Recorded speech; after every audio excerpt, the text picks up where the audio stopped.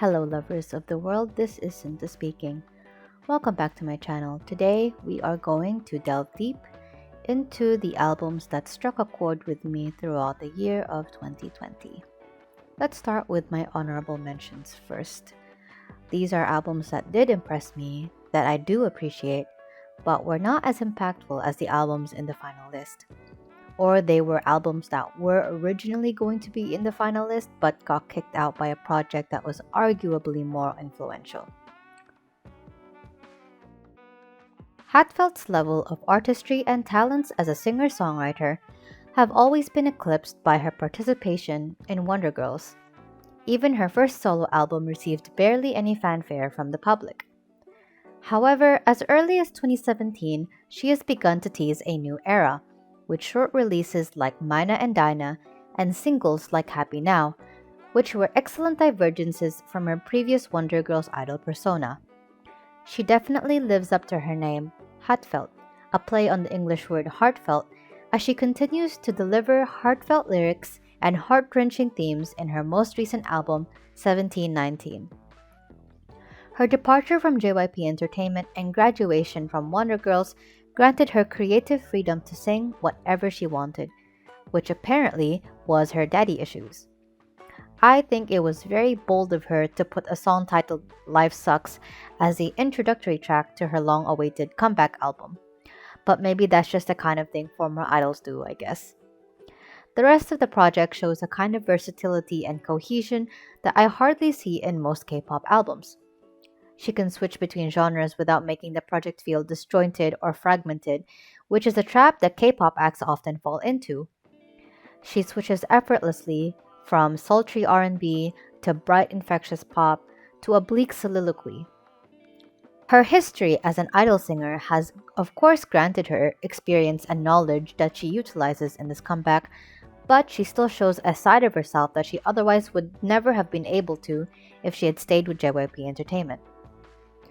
As much as I praise this album for being well executed and sincere, it just did not resonate with me enough to put in my final list. However, it still deserves a shout out and I'm definitely looking forward to more of her work in the future. Minisode Blue Hour is a decently executed EP that, while not as sonically sophisticated as their previous album, brought a smile to my face nonetheless and shone light during a dark year. It made me so happy to see TXT return to a cuter, brighter concept, as I didn't really like their last comeback. It would have been more likely for TXT to continue doing darker, brooding concepts after Can't You See Me, but I have a theory that the group returned to a cute concept because Big Hit wanted to give ENHYPEN, their new boy group, a dark concept for their debut. By giving these two groups different images, it saves them from competing with each other. It also prevents the company from using the same resources. Therefore, audiences have less basis to compare these two groups to each other.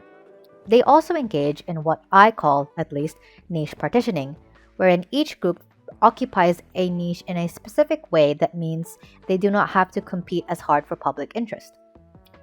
It will be very interesting to see how Big Hit uses this album to tell TXT's larger narratives in the future. The project itself leans into the indie pop genre. For example, Wishlist kind of reminds me of Bleacher's earlier works and how peppy it is.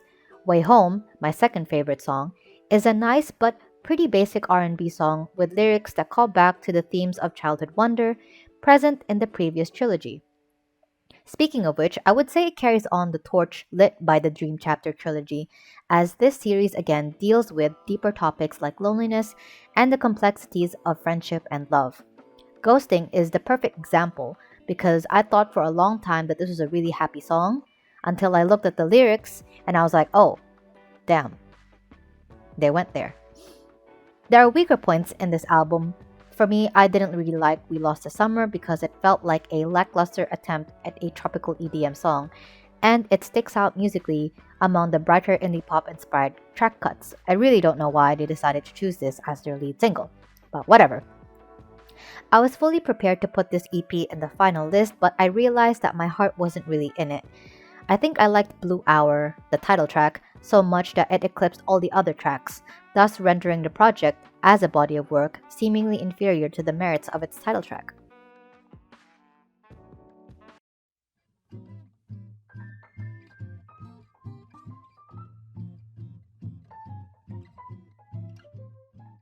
So my albums of the year list is not ranked. I have trouble ordering them, so I decided to have three categories instead. The first section is called Art Imitates Life. The second is called This Kinda Slaps. And three is called We Gon' Resonate Lee 2020. Art Imitates Life is a section that revolves around albums that represent or summarize a particular part of the year. It is no secret that Trixie Mattel's drag persona and aesthetic is heavily inspired by the famous Barbie doll, bringing the childhood magic of plastic dreams into a fashionable reality. Despite this persona, Trixie Mattel is hardly confined to child friendly humor, as her persona functions with how Barbie's image contrasts heavily with her crass absurdity. Trixie Mattel is best known for her television appearances, comedy, and YouTube personality. She is less known for her music, but like all her other endeavors, she brings a colorful energy that is uniquely Trixie to the table.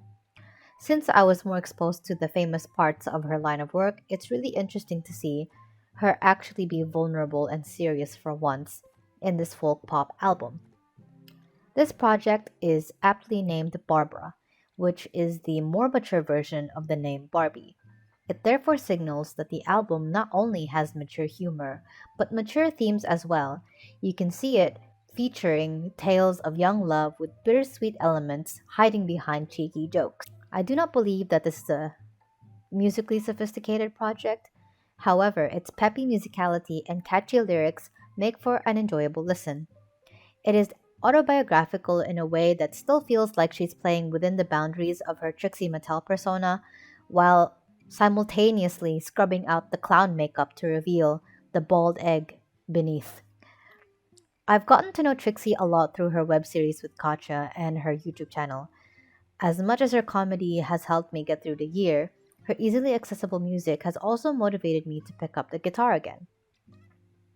Let's hope that it motivates me even further because man, I am not keeping up with practice. A runner up in the survival TV show K pop star, she may be familiar to South Korean audiences, but she is virtually unknown within the greater international K pop scene. An Yeon is a name I myself was unfamiliar with, but to find her in time to put this project on my list was a moment of serendipity. The magazine Korean Indie describes her voice best. An Yeon is rather explicitly inspired by the Korean traditional vocal idiom, its guttural delivery, sharp timbre, and elusive ornamentations. An Yeon's vocal technique gives her an edge over her contemporaries.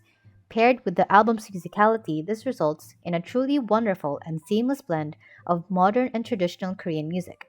It is a breath of fresh air. The album's strength lies in packaging that traditional Korean singing style into modern genres like jazz, indie, ballad, and even pop. Its unique take on this harmony results in the most creative and most unique project I've heard all year. But as much as I praise this album now, it is difficult to see myself liking this had I not taken a class on Korean films and TV last semester and not watched Sopyeonjae, a film about pansori. The film gave me an appreciation for the genre. It was extremely pivotal to how my tastes have grown to accommodate a project like this, where I know in the past this wouldn't have even appealed to me. I put this album on the list not only to highlight its merits, but as a testament to the beauty of Korean musical traditions found even in the present day. Speaking of artists better known in their homeland, beloved folk indie duo Okdal have been performing since 2010. But similar to Anya and Situation, their recent 2020 album is my first encounter with them. Still a Child EP is really out here giving me the Carpenters vibes in the year of our Lord 2020. While they are far from the only ones writing sweet, folk inspired melodies, I think Octal's execution is my favorite so far, and quite frankly, was the only project that have not bored me like all the other artists have in the past. Still a Child may be short, but this one packs a punch with beautiful production and lovely vocals. As with most lesser known K indie artists, it was pretty difficult to find English translations of the lyrics. But using the resources I had, it was apparent that the lyrics here were gentle, forgiving, and tender. Even before I looked up the lyrics, I knew deep in my bones that Octal's intention was to comfort me. The beauty and power of music is often attributed to its ability to transcend language barriers, and this is one of those instances. This EP is about the universal process of healing, of being kind to oneself. It is so devastatingly sincere, it seems to want to find all the cracks in your soul, pry you apart with its nimble fingers, just to put you back together stronger than ever. Each decision they made in regards to making the album has been to make it sound as kind as possible, and right at the time where we need it the most. After such a grueling year, we all deserve this kindness more than ever.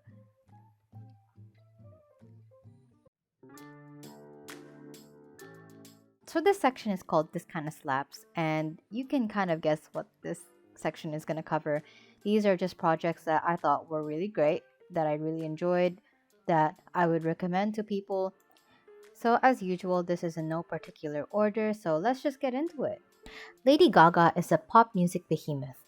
It's a surprise that this was the first full length album that I've heard from her, considering her sizable discography and the decade she spent embedded within the greater pop music world. Yet, despite her large output and lasting presence, she does not seem to be running out of steam. She still seems to have a lot to say, or at the very least knows how to say things in new and unique ways. For example, the pop music scene has been dominated by nostalgia for the past few years now, whether it's artists delving into 70s disco, 80s synth pop, or 90s heavy hitting drum machines. To me, their songs have always felt a little watered down because even though they're influenced by past times, they are regardless targeting audiences of today and therefore are more faithful to modern sensibilities. Chromatica bypasses all of those barriers. It just goes straight for the jugular. Its willingness to go beyond makes this a strong and powerful project. The techno, disco, and house influences just swirl together to create a potent, exhilarating, and intoxicating cocktail of freedom and energy. Lady Gaga's vocals are insane, reaching for the heights of ecstasy and hitting the zenith of the wide human experience. And that shouldn't be humanly possible, but Lady Gaga isn't human, so that makes sense. As catchy as the lyrics are, there were points where I did find them boring, but it is a dance heavy project, so that was to be expected. The upside of this is how the lyrics are malleable, and fans are able to create their own narratives or project their own ideas into her words. Otherwise, Chromatica is an amazing work of art to start off the decade. Carly Rae Jepsen makes the kind of pop music I wish populated the radio instead of whatever it is that actually populates the radio. I would have to say that I like Dedicated Side B more than I did Dedicated, just from how much more often I came back to Dedicated Side B in comparison. And I do feel like the quality of the songs here are of equal standing to those in Dedicated, if not higher. I was quite surprised to see that the track list for this project was 12 songs long, considering that Emotion Side B only had 8 songs. Furthermore, Emotion Side B had songs that did feel like they were songs that did not make the final cut, and Jepsen decided out of the graciousness of her heart to release them anyway. However, Dedicated Side B feels like an extension or a continuation of Dedicated rather than the quote unquote leftovers of the process. I like that this being the side B version allows her the leniency to make certain decisions like putting both Felt This Way and Stay Away in the tracklist, where in different circumstances she would have definitely had to choose one. I wouldn't say that there are weak songs here per se, but there are songs with parts that I felt were pretty weak, if that makes sense. I feel like there's definitely a difference. But regardless, as a body of work, it feels solid, purposeful, and most importantly, fun. It's definitely a great addition to Jepsen's discography and a great indication that even 17 years into her career, Carly Rae Jepsen still has much to offer to the pop world and to the gays. Dream Note belongs to a tier of rising rookie groups that are extremely promising but are definitely still vulnerable to the pitfalls of the industry. Any work they did after their debut in 2018 did not come under my radar at all until this comeback. I love the title track. I think it's one of the best executions of the saccharine, high energy synth pop concepts that I find a lot of girl groups going for. Its vibrancy and demands to dream on baby draw me in a way that other attempts by other girl groups have not. Though the project is short, with only 4 songs and one instrumental, it delivers a very compelling side of Dream Note that I can only hope we can see more of in the future. Like all K-pop EPs, it contains the main genres present in all K-pop group projects: R&B, sparkly synth pop, the vibrant EDM summer song, and the quintessential slow ballad. Dream Note executes all with a sweetness present only in young, eager rookie groups. My only complaint is probably that it's not longer. To be frank, I'm also hesitant to emotionally invest in groups with futures that do not feel secure. Their discography is pretty small compared to other groups of the same age, so I'm praying that their company has more planned for them in 2021. As someone who has always been too aware of their inexperience with musical theory, it is often that I come across projects that I can recognize and acknowledge as great or sophisticated, but still end up disliking it nonetheless. In the case of Jacob Collier's 2020 project, Digessa Volume 3, I am pleasantly surprised to find something as easily likable as it is radical. Collier just sounds like someone who knows his shit, and perhaps I'm exactly the kind of person that he can easily target. I'm someone who doesn't understand music theory and therefore can be easily fooled by his flashy musical gimmicks and glamour. But whatever, I still really like this album. What probably impresses me more than his masterful grasp on music production are the features on this dang thing. Collier knows how to cherry pick his collaborators, choosing vocalists that he has great chemistry with. Heavy hitters like Mahalia, Daniel Caesar, Kiana LeDay, and many more grace the tracklist. While this is my first introduction to Collier's music, it offers a very promising glimpse into a rich and vibrant discography that I can't wait to discover. At the age of 23, only 1 year older than myself, Kiana LeDay is already shaping up to become a formidable figure within the R&B genre. Kiki has to be my favorite musical discovery of 2020. I came across Kiana LeDay through a YouTube video about rising R&B artists, so I'm sure she's already under many people's radars, rightfully so. LeDay's powerful vocals, witty lyricism, and vibrant personality have led to one of the best R&B releases I've heard in a long time. LeDay's lyrics are clever, mischievous, and personal. Her features are okay in comparison to her, but considering how much of a scene stealer LeDay is naturally, it's hard to think about anyone else when she's in the track. LeDay knows her worth, and she's determined you know it too. What makes it great, I think, is how grounded the project is in reality, in messy breakups and flirty romances, but most of all, it is grounded in LeDay's real life. The vocal delivery here is also pretty outstanding. I've heard lots of great R&B singers before, but the amount of emotion that LeDay packs in her songs makes Kiki truly unforgettable. Hip hop and rap are the genres I probably revisit the least. It is for no other particular reason other than it's just not for me. So it's always a pleasant surprise to find a project that I actually like. I stumbled upon Flo Milli's mixtape through her title track, Weak, which is ironically the strongest song in the project. I say this, but all her verses in Ho Why Is You Here are straight up fire, with sick bars and sick burns right after the other. She delivers everything in this high-pitched bratty voice that I love, set against these aggressive walls of trap beats. The mixtape is predictably rough around the edges, as mixtapes often are, but it does nothing else but elevate her personality.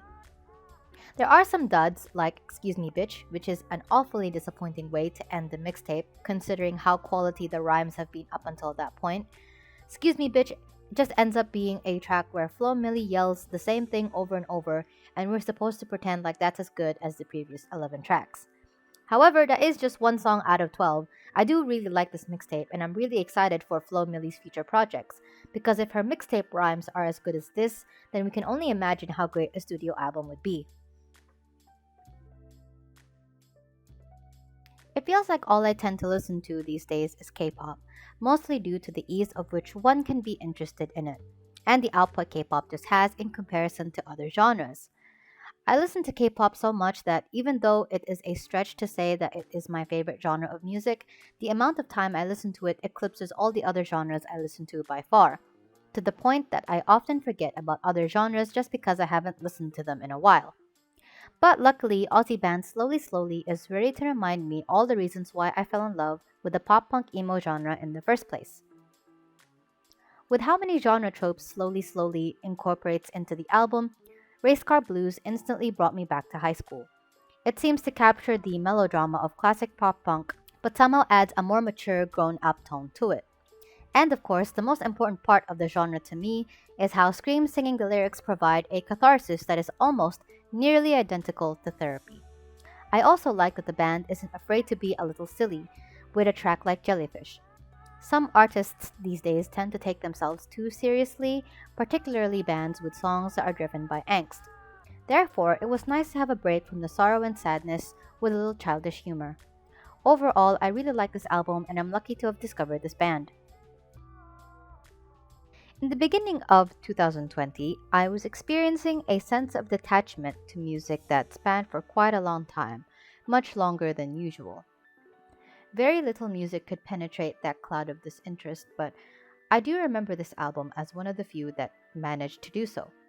Even months later, NCT number 127 Neozone is still a phenomenal record that features many of NCT's signature elements, such as the heavenly vocals, the experimental hip hop flair, and the balance between the new and the familiar. Kick It is a genre bending banger of a title track, leading with these crazy guitar riffs lifted straight from a 90s metal song, catchy hooks reminiscent of classic hip hop MCs, and trap beats weaving in and out of verses. More experimental tracks pop up now and then, such as the insane Mad Dog, but otherwise, this album leans more towards NCT 127's softer, more sentimental side with tracks like Love Me Now and Not Alone as true highlights. Not every song in this album is a guaranteed certified banger. There are some songs here that do feel weak in comparison, but I think at the very least, every song contains something to be enjoyed, something that redeems it, whether it's the vocal arrangement or a quirk of the production. NCT as a whole has had some amazing releases throughout the year, but this one is something I'd probably remember for years to come. Speaking of NCT, the announcement of NCT Dream's reconstruction left me reeling with disappointment. There were already so few boy groups doing cute concepts, but SM Entertainment just decided to deliver the final blow by rebranding NCT Dream from their original, bright, youth focused image to a more grown up, masculine one. Despite my initial qualms with this, which I remind you have not gone away, I was still impressed by the quality of Reload. I actually attempted a review of this album last year, wherein I went through each track and talked about everything I liked and disliked about them, so I can't really go into much detail without it being too repetitive. But to summarize, my favorite aspect of this project has to be the vocal arrangements, which is something SM Entertainment tends to be good at anyway, despite problems with line distributions. So they've mastered the art of making these pockets of harmonies and ad-libs that are really, really satisfying. My only problem with this project is that all the things I like from this project are signature sounds that are already attributed to NCT 127. The beauty of these subunits was its ability to explore different sounds so fans with different tastes can have a group to gravitate towards. What was the point of having different units if they were all going to sound the same anyway? But regardless, NCT Dream seems to fit the concept well despite how new they are to it. It'll be interesting to see what 2021 holds for them as they've decided to add Mark Lee back again. Speaking of Mark Lee, hey yo, listen up. No matter what they say, no matter what they do, we gon' resonate.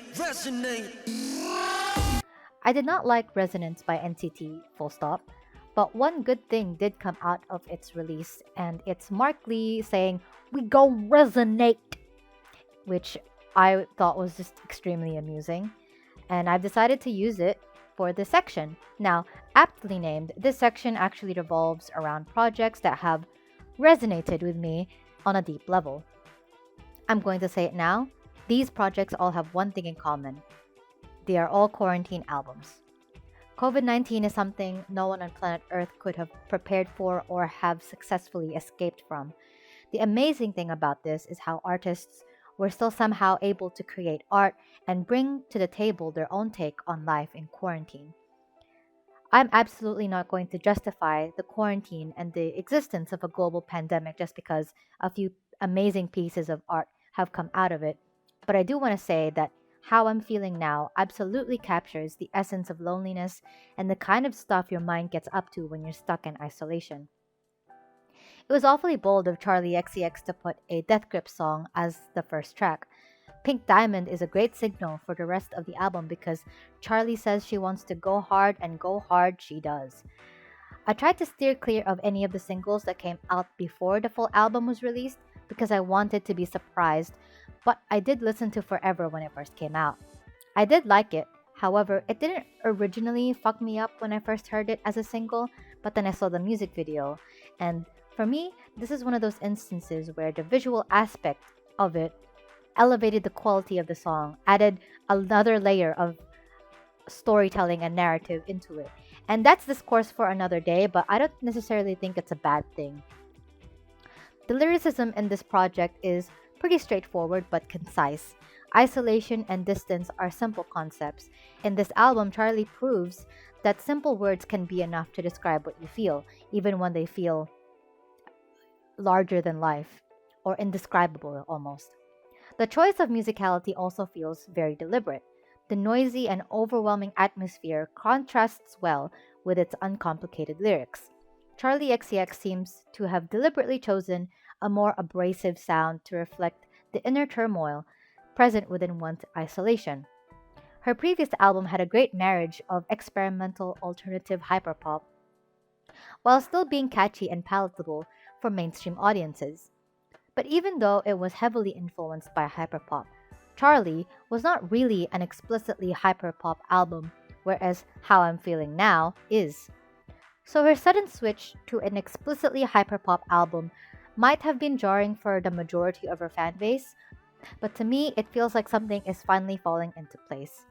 I like to imagine that hopefully when the pandemic fades away into the background as I live my life, this album will stand the testament of time as an incredible testimony to loneliness.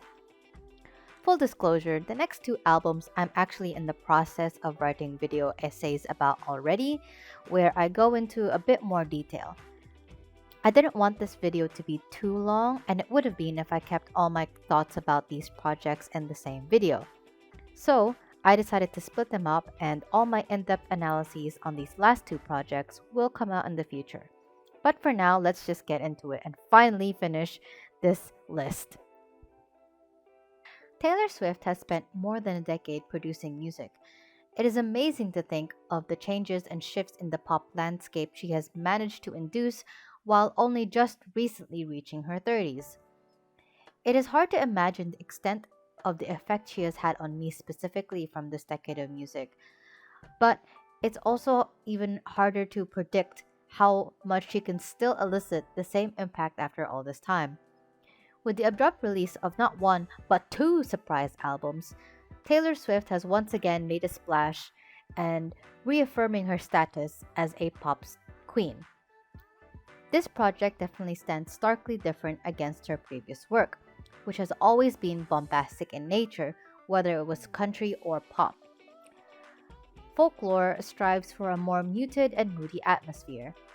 And out of the two that she's released in 2020, Folklore seemed to resonate with me more. I just seem to gravitate towards this album, even though you could argue that both projects are fairly equal in quality, and I've also seen more people prefer Evermore. Both Evermore and Folklore actually suffer from the same problem, in which the track arrangement is weird and disjointed in terms of how each story flows. I definitely would have ordered the tracks differently if it was up to me. However, it's easier for me to overlook this problem in Folklore than it is in Evermore. I definitely cannot explain just how impactful and nuanced this album is in this video, so I'll close with how impressed and awed I am at Swift's talents at not only songwriting but at storytelling. This has to be the album which showcases it best, at least since Red.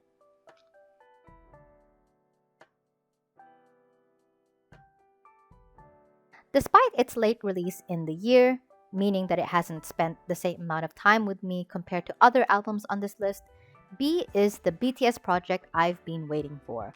As a longtime BTS fan who has been disillusioned by their rise in fame and change in artistic direction, the wave of relief that came with liking this album is extremely important to me.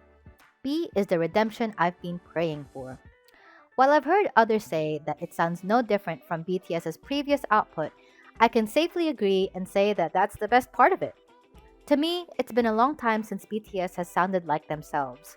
So for the music that made me fall in love with them in the first place return, it is oddly enough a breath of fresh air. A friend pointed out that the project's internal structure is quite different to BTS's typical albums because there are no intros or outros. I also realized that it might be to segregate it from the Map of the Soul series because it's not a continuation of that series, and perhaps it's what makes it so great. In that case, B would be the first standalone album since Dark and Wild, technically, because Wings had a repackage, therefore it doesn't count. I want to believe that it is this trait that has allowed them some leniency.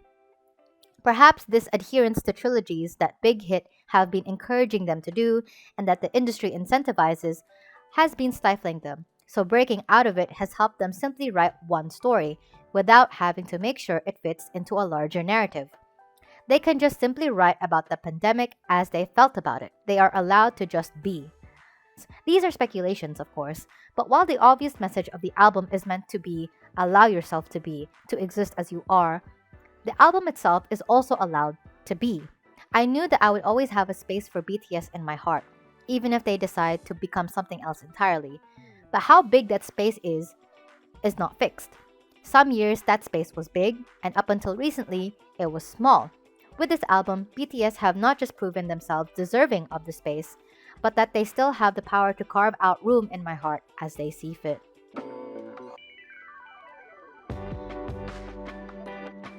And wow, that's it for this video. I wish this came out earlier in the month, but I severely overestimated my time and skills. It's only January, but life moves at a breakneck speed, especially when you're doing summer school. And I wanted this video to be the best it could be, so I really took my time with it. Here is my formal send-off to 2020. All the things that happened last year seem so far away, but that could just be my skewed sense of time.